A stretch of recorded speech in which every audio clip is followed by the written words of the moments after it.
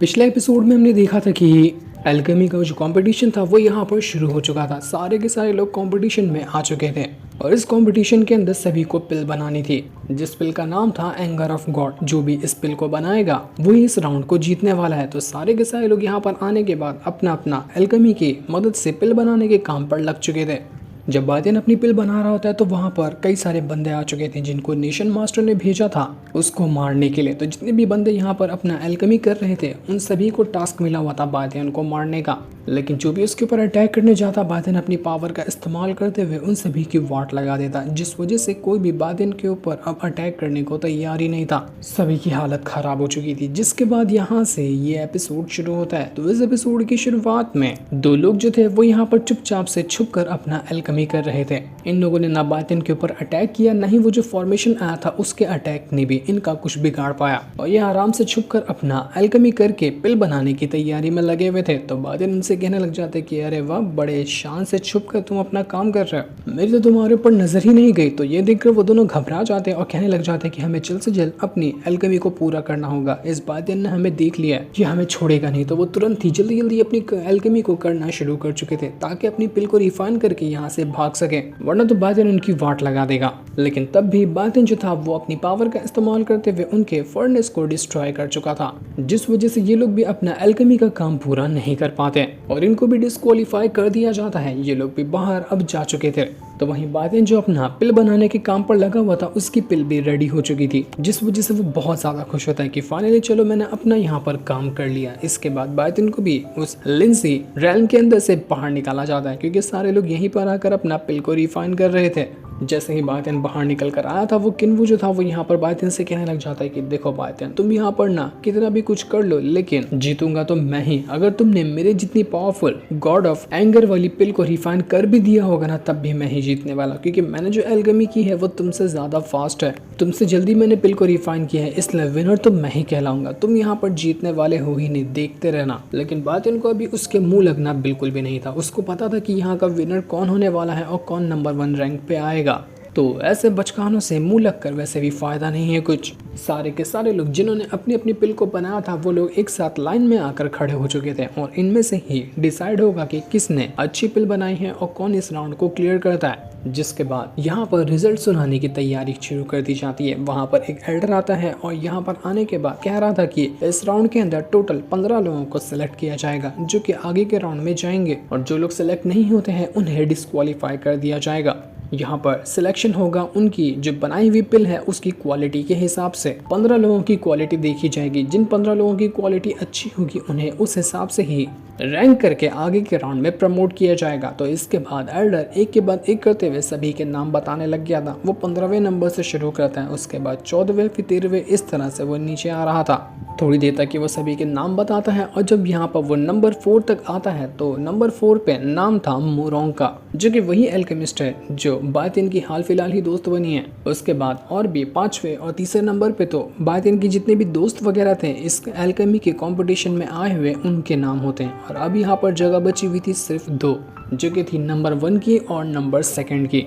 और ये जो 2 जगह बची हुई है इनकी जो पिल होगी वो एकदम टॉप लेवल की एंगर ऑफ गॉड पिल होने वाली है। लेकिन वो जो था वो यहाँ पर बादियन को फिर से चिढ़ाते हुए कहने लग जाता है कि देख लेना 2 जगह बची है ना, 2nd नंबर पे तू होगा और 1st नंबर पे मैं होऊंगा। ये तो कंफर्म है कि मेरा ही 1st नंबर आने वाला है क्योंकि मेरी एल्केमी के सामने कोई टिक ही नहीं सकता। वो तो पूरे फुल कॉन्फिडेंस में था। सारे के सारे लोग जो इस कंपटीशन के अंदर पार्टिसिपेट किए थे वो सभी अपनी आंखें लगाए हुए देखने लग जाते हैं कि कौन होने वाला है नंबर 2 और कौन होगा नंबर 1, क्योंकि किन्वू ने भी बहुत अच्छे से अपनी एल्केमी को किया था और उसने बराबर टक्कर दिया था बादियन को। जिसके बाद एल्डर जो थे वो यहाँ पर अनाउंस करते हैं कि इसका जो 2nd नंबर पे आया है उसका नाम है किन्वू। किन्वू ने 2nd पोजीशन को हासिल किया है। तो ये देखकर किन्वू पागल हो जाता है कि नहीं, ये नहीं हो सकता, मैं तो 1st रैंक पे होने वाला था ना। मेरी और इस बादियन की पिल बिल्कुल एक जैसे लेवल की है, एक जैसे पावर की है, लेकिन मैंने उससे पहले अपनी पिल को रिफाइन किया था। तो रूल के हिसाब से मुझे ही यहाँ पर नंबर 1 पे आना चाहिए था। यहाँ पर चीटिंग हुई है, इस बादियन ने कुछ न कुछ चीटिंग की होगी तभी ये नंबर 1 पे आया है,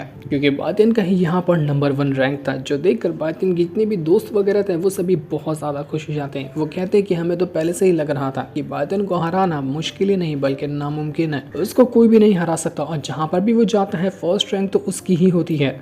जब यहाँ पर कि वो चीटिंग का इल्ज़ाम लगा रहा था तो एल्डर जो थे वो यहाँ पर अपनी पावर का इस्तेमाल करते हुए सभी को दिखाने लग जाते हैं कि देखो हमने अच्छे से नजर रखी है बात इनके ऊपर कि वो किस तरह के एल्केमी प्रोसेस का इस्तेमाल करता है। तो यहाँ पर चीटिंग करने का कोई सवाल ही नहीं पैदा होता। हम हर एक कंटेस्टेंट जो इस कॉम्पिटिशन में पार्टिसिपेट किए थे उस पर अच्छी नज़र बना कर रखे हुए थे। तो भूल जाओ कि यहाँ पर कोई चीटिंग हुई है।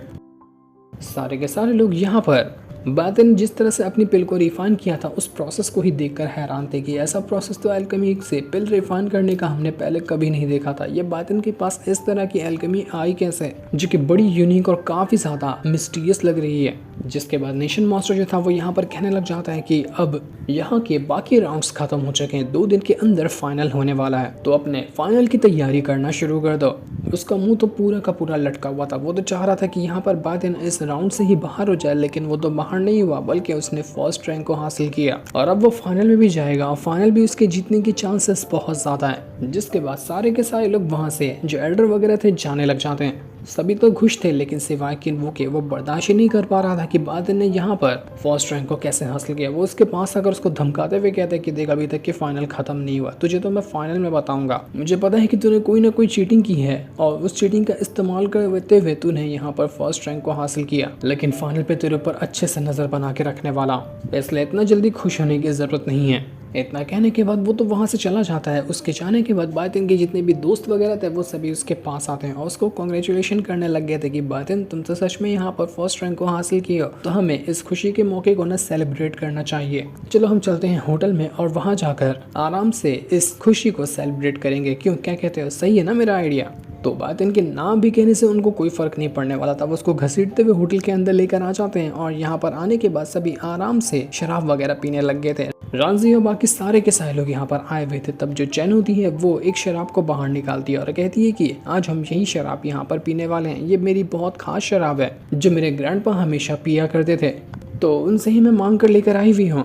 लेकिन जैसे ही बातन उस शराब को यहाँ पर देखता है उसकी हालत ख़राब हो जाती है। वो एकदम शर्म से पानी पानी हो चुका था क्योंकि उसको पता था कि ये शराब किस काम आती है। उसने एक बार ये शराब भी पिया था और जब कोई ये शराब पीता है ना तो वो अपना होश खोने लग जाता है और उसको वो चीज़ करने का जोश चढ़ने लगता है। उसको सामने कोई चीज़ नज़र ही नहीं आती। एक बार शराब पी ले तो उस इंसान को खाली दिमाग में वही चीज़ घूमते रहती है। इस वजह से बातें यहाँ पर घबरा चुका था कि नहीं ये शराब तो मैं बिल्कुल भी नहीं पीऊंगा। चैन जो थी उसको नहीं पता था कि ये शराब असल में किस काम आती है। वो कहने लग जाती कि मैंने तो देखा है ये शराब को, मेरे ग्रैंडपा बहुत ज़्यादा पीते थे, उनकी ये फेवरेट शराब थी, तो मुझे लगता है कि ये बहुत ज़्यादा अच्छी होगी, हमें भी यहाँ पर इसको ट्राई करना चाहिए। लेकिन बाकी जितने भी लोग थे उनको पता था कि ये शराब क्या है, तो वो सभी यहाँ पर एकदम घबराए हुए थे कि नहीं मुझे तो मत देना ये शराब, तुम कुछ भी हो जाए मैं ये शराब नहीं पीने वाले। वो सभी अपना मुँह छुपाने पर लगे हुए थे। बादन भी शर्मा जाता है कि अब वो करे तो करे क्या। तो वो चैन से कहने लग जाता है कि देखो चैन, ये शराब ना पीने के लायक की नहीं है, ये बहुत महंगी और कीमती शराब होती है, तो लाओ इसे दो, मैं इसको अपने पास संभाल कर रख लूंगा और बाद में कभी मौका मिलेगा ना तो हम इसको पी लेंगे, इसलिए इसको भूल जाओ, हम दूसरी शराब ऑर्डर करते हैं। तो जैसे ही बात ने एक बोतल लिया था, चंद दूसरी बोतल निकालते हुए कहती कह रहे मेरे पास तो पूरा स्टॉक भरा हुआ है,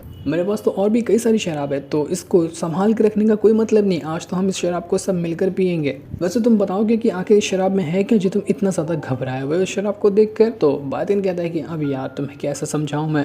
उसके जितने भी दोस्त वगैरह थे वो सभी यहाँ पर शर्म से तो पानी पानी थे ही, वो यहाँ पर बातिन की तरफ ऐसे देख रहे थे कि बातिन को और ज़्यादा शर्म आ रही थी। वो बिल्कुल कंफ्यूज कि वो कैसे समझाए चैन को कि इस शराब से होता क्या। तो वो उसे कहने लग जाता है कि चैन, तुम्हें पता है ना कि ये तुम्हारे दादा इसको पिया करते थे, तो तुम्हें पता है कि तुम्हारे अंकल आंटी कितने लोग हैं, तुम्हारे मम्मी पापा अंकल आंटी को सब मिलाकर कितने लोग होते हैं? तो चैन कहने लग जाती है कि वो तो बहुत सारे हैं, करीब करीब 17 होंगे, मेरे ग्रैंडपा को 17 बच्चे हुए थे। तो बातिन कहता है कि यही तो मैं कहना चाह रहा था, यही काम होता है शराब को पीने के बाद। पूरी फुटबॉल की, पूरी क्रिकेट की, जिसकी भी हो पूरी टीम बन जाती है अगर शराब को पिया जाए तो। लेकिन बेवकूफ़ चैन अभी भी यहाँ पर समझ ही नहीं पाती कि बातिन कहना क्या चाहता है। बच्चों से इस शराब का क्या लेना देना? तो बातिन कहता है कि छोड़ो इसको, इस शराब को हम साइड करते हैं, मैं दूसरा कुछ ऑर्डर करता हूँ, हम उसको खा लेंगे, पार्टी ही चाहिए ना, खुशी ही मनाना, ना तो दूसरी चीज़ से मना लेंगे। तो चैन कहने लग जाती है कि ठीक है हम शराब यहाँ पर नहीं पीएंगे, लेकिन मैं दूसरा चीज़ जो कहने वाली ना वो करना पड़ेगा। और वो चीज़ ये है कि जो तुम गेम खेल रहे थे ना रांझी के साथ, आज तुम्हें हम सबके साथ वो गेम खेलना पड़ेगा। ये सुनकर तो रांझी की हालत खराब हो चुकी थी। वो भाग कर आती है चैन के पास और उसका मुंह दबाते हुए कहती कि चुप, एकदम चुप, आगे कुछ कहना ही नहीं कि वो गेम हम लोग क्यों खेल रहे थे, उसमें क्या हो रहा था,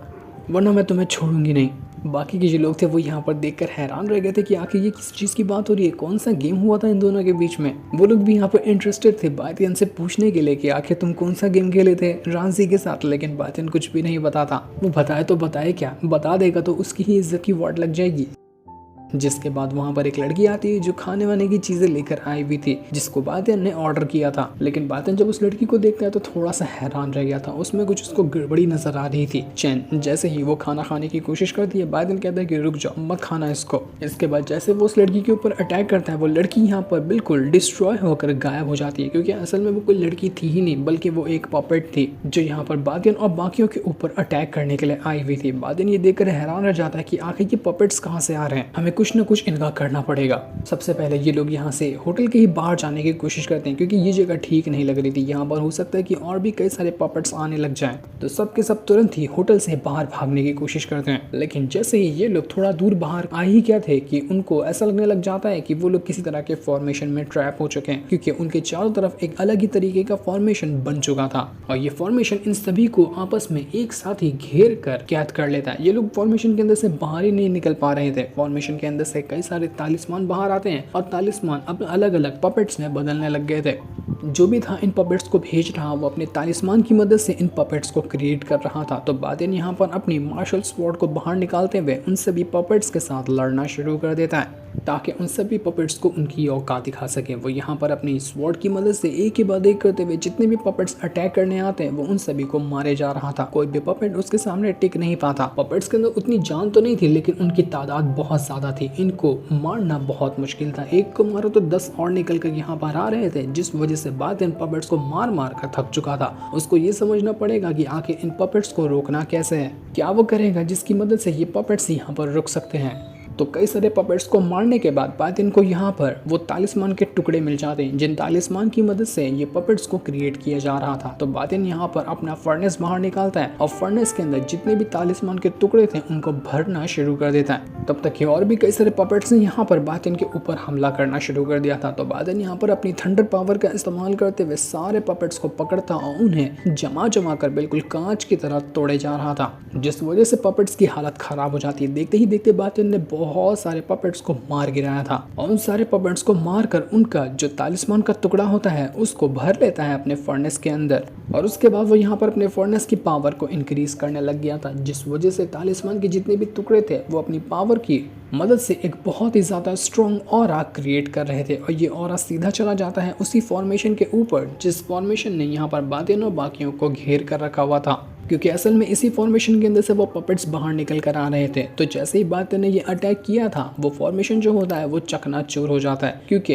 तालिस्मान के अंदर इन्हीं फॉर्मेशन की पावर मौजूद थी, जिन फॉर्मेशन ने तालिस्मान की मदद से पपेट्स को बनाया। तो बातियन ने यही फॉर्मेशन की पावर जब इसके ऊपर इस्तेमाल की तो ये फर्नेस उसको झेल नहीं पाया और ये यहाँ पर टूट गया, जिस वजह से बातियन और बाकियों की बड़ी मुश्किल से ही सही लेकिन यहाँ पर जान बच जाती है। बातियन ने यहाँ पर सभी पपेट्स का खात्मा कर दिया था, जिसके बाद बातियन अपने सारे दोस्तों से कहता है कि चलो हम यहाँ पर अब घर की ओर चलते हैं, क्योंकि हो सकता है कि यहाँ पर कुछ और भी खतरा मौजूद हो जो हमें नजर नहीं आ रहा। तो बातियन के सारे दोस्त जल्दी जल्दी अपने घर की ओर जाना शुरू कर देते हैं। बातियन हो साथ में तो किसी चीज से डरने की क्या ही बात होगी। इसके बाद हम एक बंदे को देख पाते हैं जो ही यहाँ पर इस फॉर्मेशन को बनाया था और पपेट्स की मदद से बातियन के ऊपर अटैक कर रहा था। जैसे ही बातियन ने फॉर्मेशन तोड़ा था, उस बंदे की हालत खराब हो जाती है और ये बंदा किसी तरह का अजीब डीमन मास्टर लग रहा होता है। इसको किसी और ने नहीं बल्कि वही मास्टर ने हायर किया था जो बातियन से वो स्वॉर्ड मांगने के लिए आया हुआ था, लेकिन उसको बातियन ने साफ साफ मना कर दिया था कि बुढ़ऊ चला जा, मैं तुझे कुछ भी नहीं देने वाला।